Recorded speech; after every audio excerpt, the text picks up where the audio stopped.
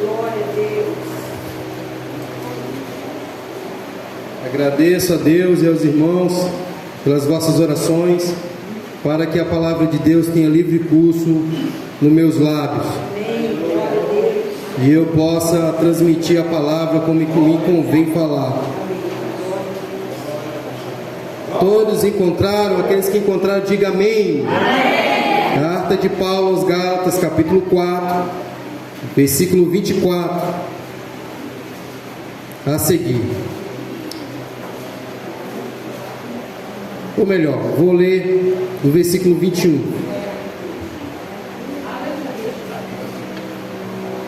Está escrito assim.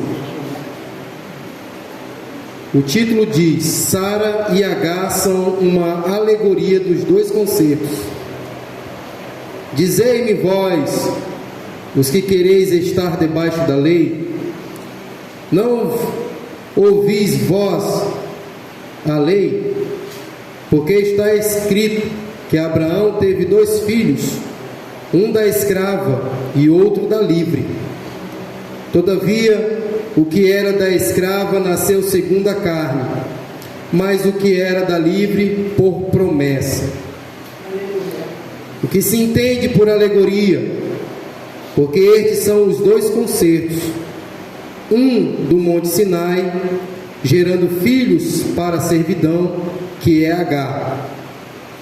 Ora, esta Agar é Sinai, um monte da Arábia, que corresponde a Jerusalém, que agora existe, pois é escrava com seus filhos. Mas a Jerusalém, que é de cima, é livre, a qual é mãe de todos nós. Porque está escrito: alegra-te, ó estéril, que não dás à luz, esforça-te e clama, tu que não estás de parto, porque os filhos da solitária são mais do que os da que tem marido. Mas nós, irmãos, somos filhos da promessa, como Isaque. Podem tomar seus assentos com toda liberdade de glorificar o santo nome do Senhor. Meus irmãos, a inspiração e a linha de raciocínio que o Senhor me conduz nessa noite é acerca da promessa.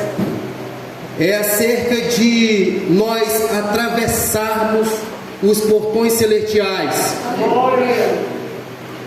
que é uma promessa de Deus para nós. Essa é a nossa esperança. Já fomos resgatados, fomos salvos por Jesus, e temos a esperança de um dia atravessarmos os portões celestiais, para juntos ali viver com o Senhor para sempre.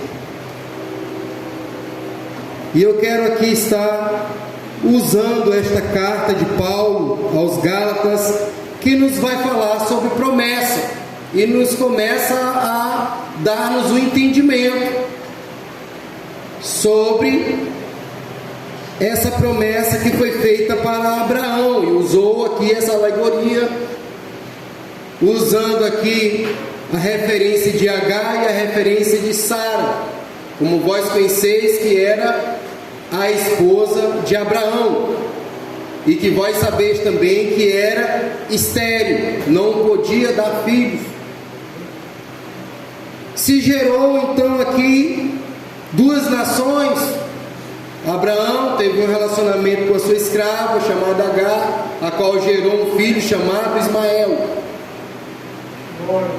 E Sara, esperando a promessa com Abraão, Deus concedeu a ela que desse à luz e chamasse o seu filho de Isaque, a qual é o filho da promessa. Mas aqui o texto está dizendo que Ismael foi gerado na carne e não na promessa.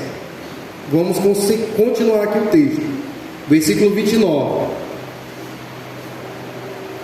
Mas como então aquele que era gerado segundo a carne perseguia o que o era segundo o Espírito?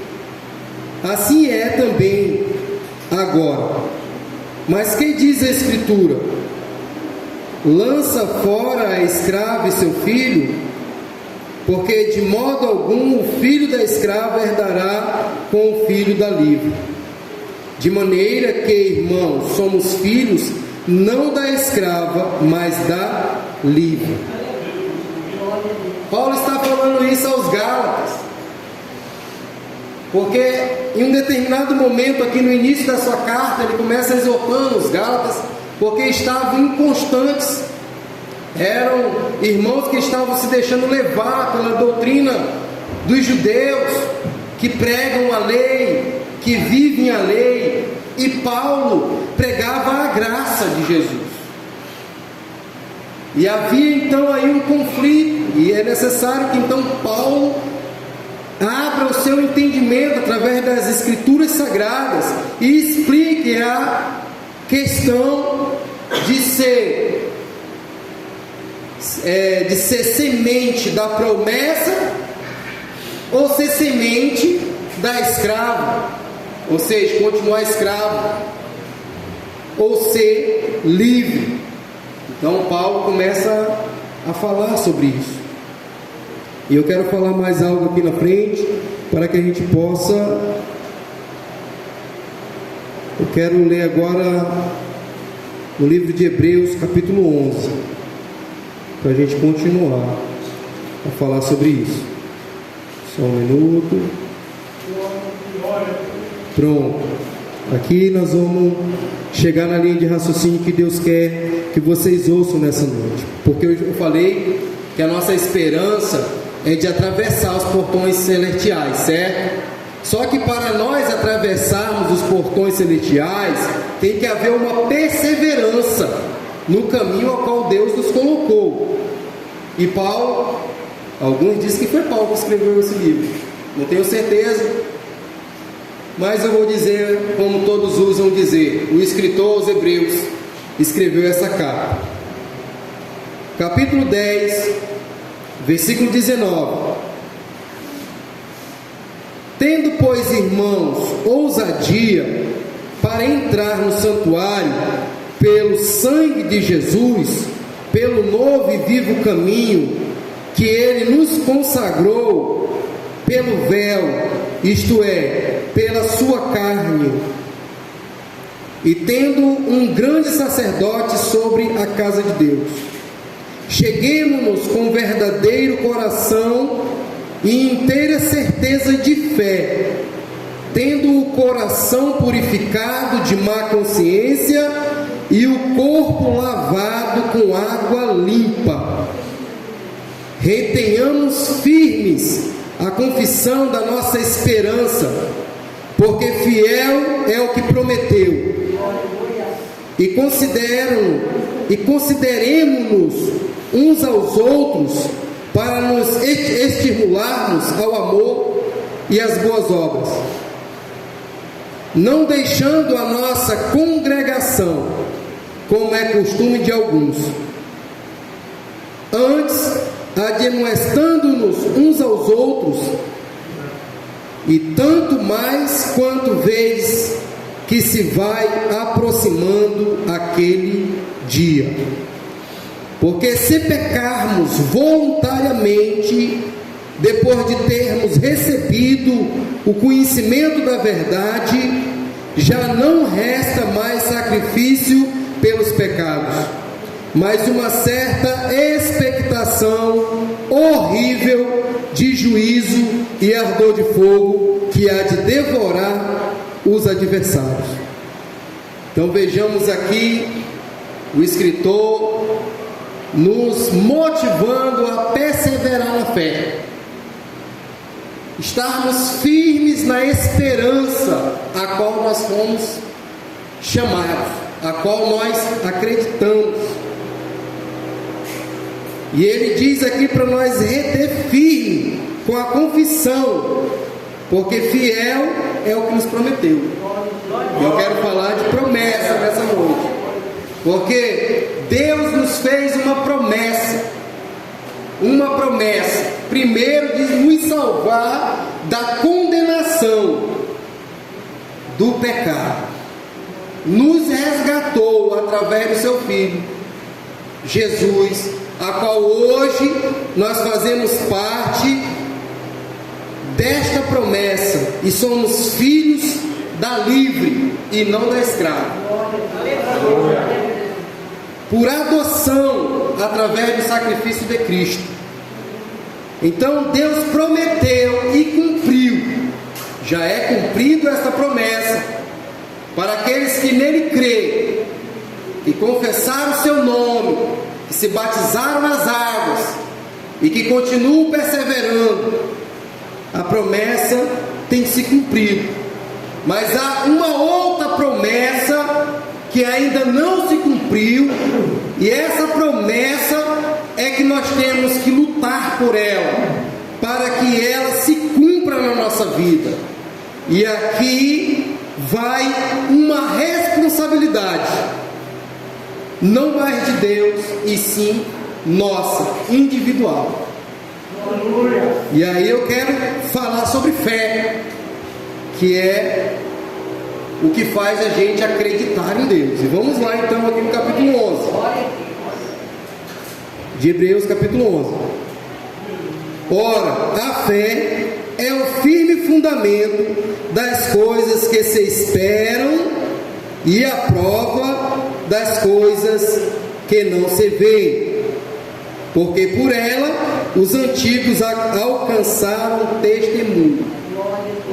Então a fé é o firme fundamento das coisas que nós esperamos e das coisas que não se vê, porque ainda não chegou o momento para a gente ver, mas temos a fé de esperar, acreditando que quando chegar o momento de nós vermos isso acontecer, será um momento glorioso e jubiloso para todos nós. E aí vem essa exortação, dizendo que aquele que peca voluntariamente depois de conhecer a verdade, já não resta outra coisa a não ser uma expectação de juízo e ardor de fogo. Por quê? Vamos entender então. Versículo 28. Quebrantando alguém a lei de Moisés, morre sem misericórdia, só pela palavra de 2 ou 3 testemunhas. De quanto maior castigo cuidais vós, será julgado merecedor aquele que pisar o Filho de Deus e tiver por profano o sangue do testamento com o que foi santificado e fizer agravo ao Espírito da graça. Porque bem conhecemos aquele que disse: minha é a vingança, eu darei a recompensa, diz o Senhor. E outra vez o Senhor julgará o seu povo. Horrenda coisa é cair nas mãos do Deus vivo. Lembrai-vos, porém, dos dias passados, em que depois de seres iluminados, supostamente grande combate de aflições, em parte fostes feitos espetáculo com vitupérios e tribulações, e em parte fostes participantes com os que assim foram tratados, porque também vos compadeceste dos que estavam nas prisões, e com gozo permitisse a expoliação dos vossos bens, sabendo em vós mesmos tendes nos céus uma promessa, uma possessão melhor e permanente. Pois bem, vamos lá para a linha de raciocínio.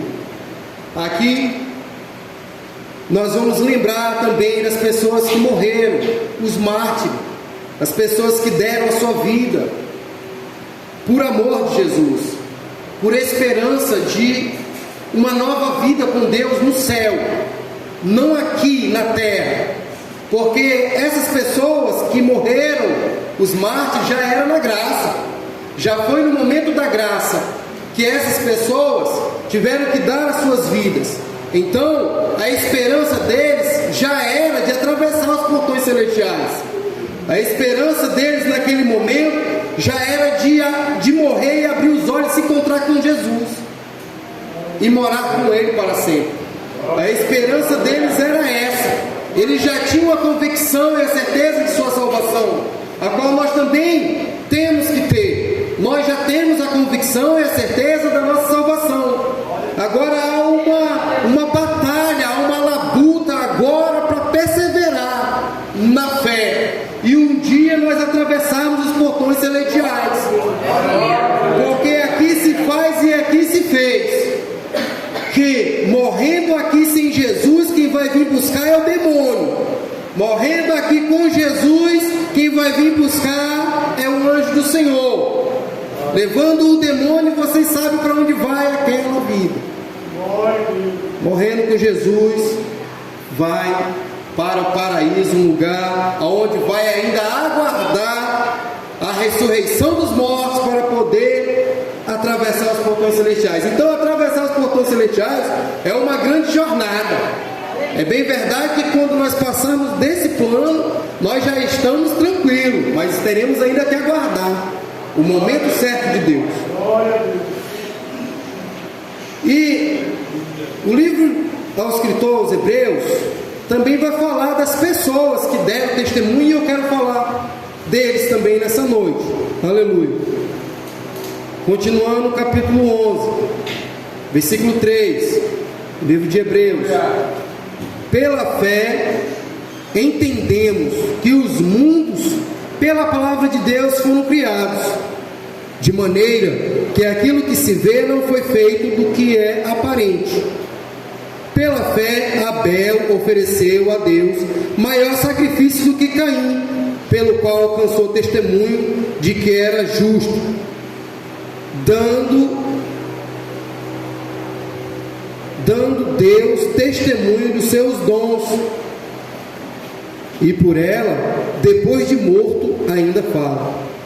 Pela fé Enoque foi transladado para não ver a morte, e não foi achado, porque Deus o transladara, visto como antes da sua transladação alcançou o testemunho que agradara a Deus. Eu quero abrir um parênteses aqui e falar com os irmãos sobre isso. Observe que o texto está falando muito de testemunho, né? Abel agradou a Deus e Deus deu testemunho dos seus dons.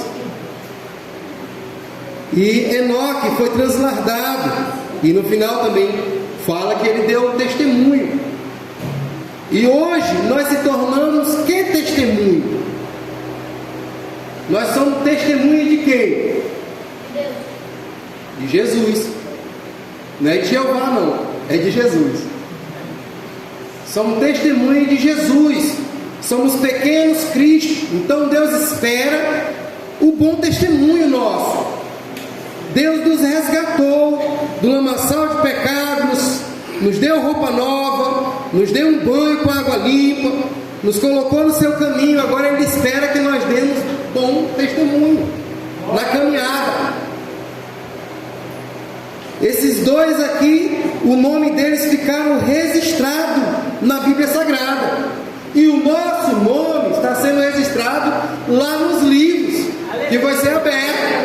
A sua história também não está fora do contexto de Deus, para memorial. Tudo Deus está guardando para memorial. A sua história, a Bíblia Sagrada, tudo que aconteceu. A nova aliança agora também está sendo registrada, não aqui, mas lá nos livros. E o seu nome está registrado no livro da vida. Então, por esse motivo é que o escritor vem exortando para que nós não venhamos pecar voluntariamente, para que nós não venhamos novamente crucificar Jesus, fazendo com que o seu sacrifício seja profanado,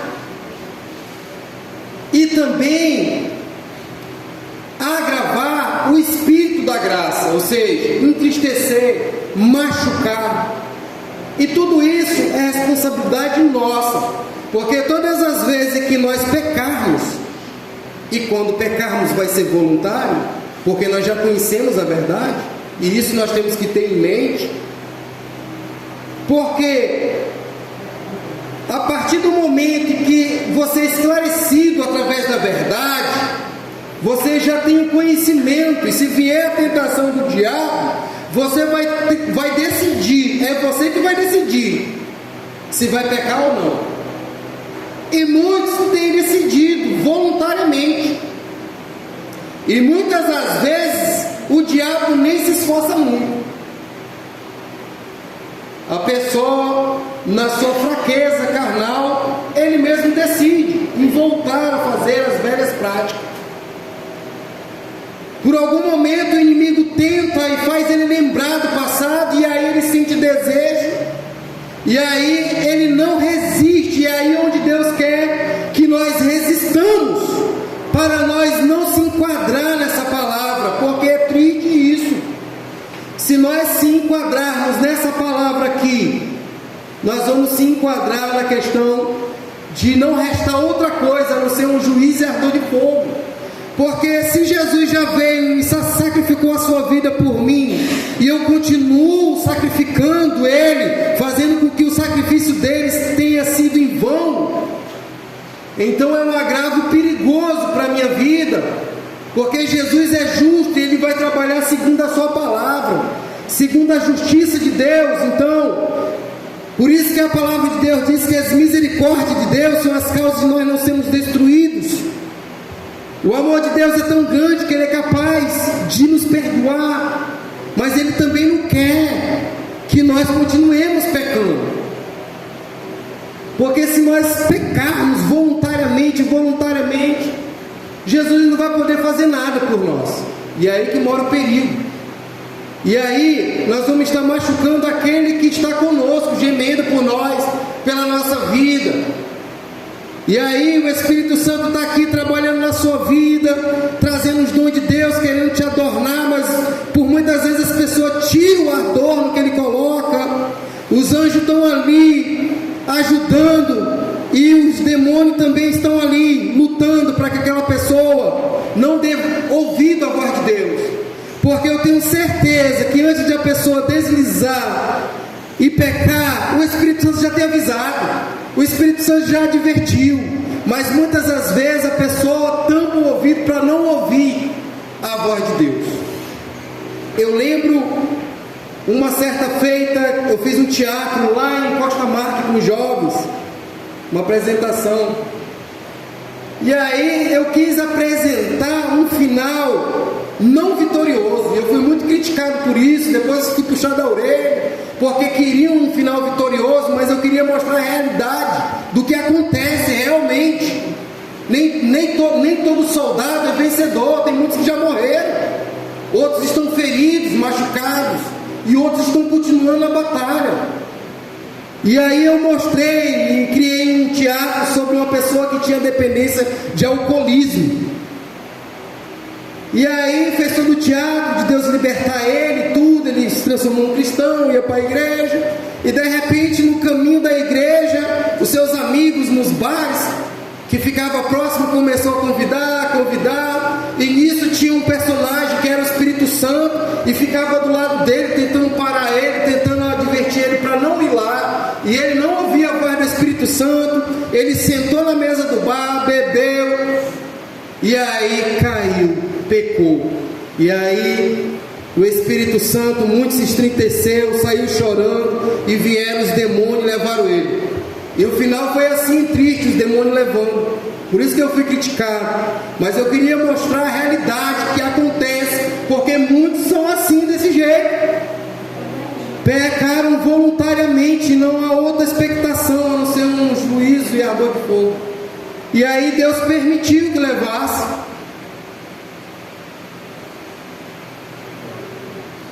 Porque o próprio Cristo diz em Lucas, capítulo 24, 11:24 de Lucas, ele vai falar sobre a nossa libertação. Ele vai falar, olha, havia um espírito mau que atormentava a nossa vida. E aí aquela casa ficou limpa, adornada, e aquele espírito não tem casa para morar, ele ficou vagueando, procurando um lugar para morar. E ele viu aquela casa preparada para entrar de novo. Aí, o que aconteceu? Ele não entrou sozinho. A Bíblia diz que ele buscou mais 7 espíritos. E com ele, foram 8 que entrou na casa daquele cidadão. E aí Jesus diz que a situação daquele homem se tornou pior do que a primeira. Então aí há o perigo da nossa caminhada. Se nós se depararmos com uma situação dessa, é o que vai acontecer. Já estamos limpos, estamos na presença de Deus, mas se nós pecarmos, caímos, aí aquele demônio vai entrar e vai trazer mais 7, e a nossa vida segunda vai ser pior do que a primeira que Deus nos resgatou. É por isso que muitos mendigos andarilhos estão por aí, pessoas dessa forma, porque não só um espírito mais na vida dele, mas tem mais lá, e aí se tornou mais difícil a libertação dele. Não quero dizer que Jesus não é capaz de libertar. Jesus pode todas as coisas. Ele só quer nos advertir de nós não passar por aí. Ele só quer que nós perseveremos, porque a nossa caminhada agora é lá para o céu. Jesus já fez a parte dele, nós temos que fazer a nossa, como esses homens aqui que deram um bom testemunho. Eu quero continuar. Aleluia. Falei de Abel, falei de Enoque. Versículo 6. Ora, sem fé é impossível agradar, porque é necessário que aquele que se aproxima de Deus creia que Ele existe e que é galardoador dos que o buscam. Pela fé, Noé, divinamente avisado das coisas que ainda não se viam, temeu, e para a salvação da sua família preparou a arca, pela qual condenou o mundo e foi feito herdeiro da justiça, que é segundo a fé. E nós temos que fazer que nem Noé, porque estamos também sendo avisados que vai vir um anticristo aí, estamos sendo avisados que vai ter uma grande tribulação, e nós temos agora que nos salvar, nós e a nossa família, da grande tribulação, do anticristo que está vindo. E como nós vamos fazer isso? Obedecendo a palavra, seguindo Jesus, firme, fazendo que nem Jacó, segurando e não soltando mais. Aleluia. Congregando, orando, jejuando, vigiando, fazendo o que nós estamos fazendo. Aleluia. Jesus está falando conosco hoje sobre perseverança, para nós entrarmos nos portões celestiais, que já não demora. A vida passa ligeiro. Ontem nós éramos crianças, hoje somos adultos, avós, e assim sucessivamente. Aleluia. E aí eu estava conversando com o irmão João hoje, ele disse, nós temos 2 certezas. Uma é que vamos ficar velho, e outra é que vamos morrer. Já nós estamos velhos, e já também nós vamos fazer a partida. E nós temos que fazer a partida como os homens de Deus fizeram. Eu quero aqui abrir o parênteses e lembrar novamente dos mártires. Eu não sei se foi na mesma época ou no mesmo dia. Eu sei que Pedro e o apóstolo Paulo foram mortos em Roma, foram mortos ali pelos romanos. Pedro foi crucificado de cabeça para baixo e Paulo foi degolado. Mas Paulo deixou escrito, ele disse assim: eu combati um bom combate, terminei a carreira e guardei a minha fé. Agora a minha coroa de justiça me espera. Aleluia. E nós temos que ser assim. Quando chegar o final para nós vamos bater no peito e dizer essa mesma frase: combati um bom combate, terminei minha carreira, mas eu guardei a minha fé, e agora a minha coroa de glória está me esperando, e eu vou atravessar os portões celestiais com todos aqueles que também perseveraram em nome de Jesus. Aleluia. Não foi fácil para eles tiveram que doar a sua vida.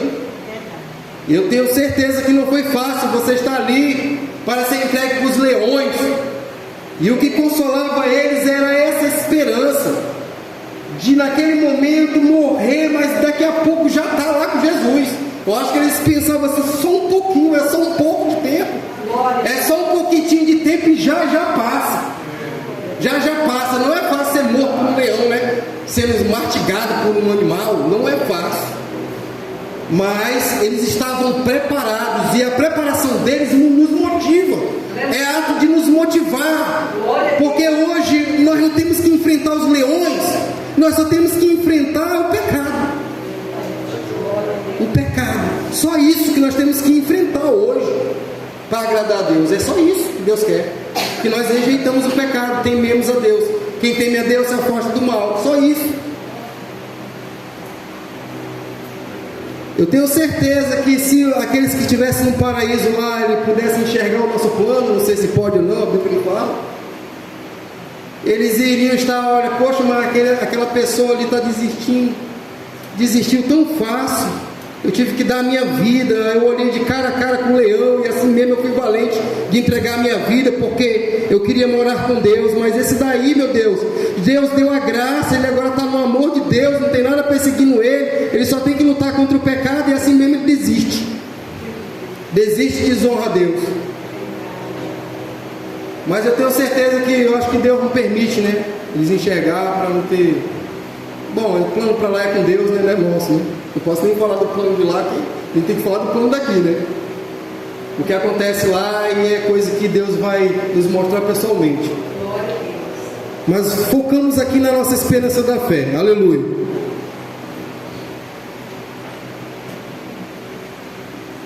Pela fé, Abraão, sendo chamado, obedeceu, indo para um lugar que havia de receber por herança, e saiu sem saber por onde ia. Pela fé habitou na terra da promessa, como em terra alheia, morando em cabanas com Isaque e Jacó, herdeiros com ele da mesma promessa, porque esperava a cidade que tem fundamentos, da qual o artífice e construtor é Deus. Então vejamos aqui que nós estamos também como Abraão. Fomos colocados no caminho, foi falado que existe um céu para a gente subir, porém a caminhada quem continua conduzindo é Jesus. A palavra de Deus diz que aquele que nasce do Espírito, aquela conversa lá com Nicodemos, Jesus disse assim, olha, aquele que nasce do Espírito é como um vento, não sabe, ouve seu som, mas não sabe nem de onde vem e nem para onde vai. Ou seja, é guiado por Deus. Jesus estava falando, aquele que é nascido do Espírito é guiado por Deus. Aonde Deus mandar, ele vai.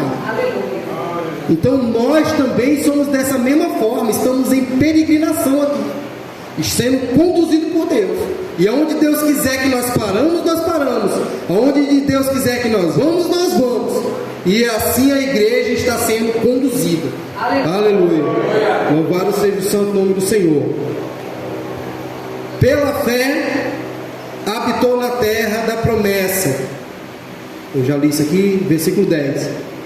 Porque esperava a cidade que tem fundamento. Já li também, versículo 11.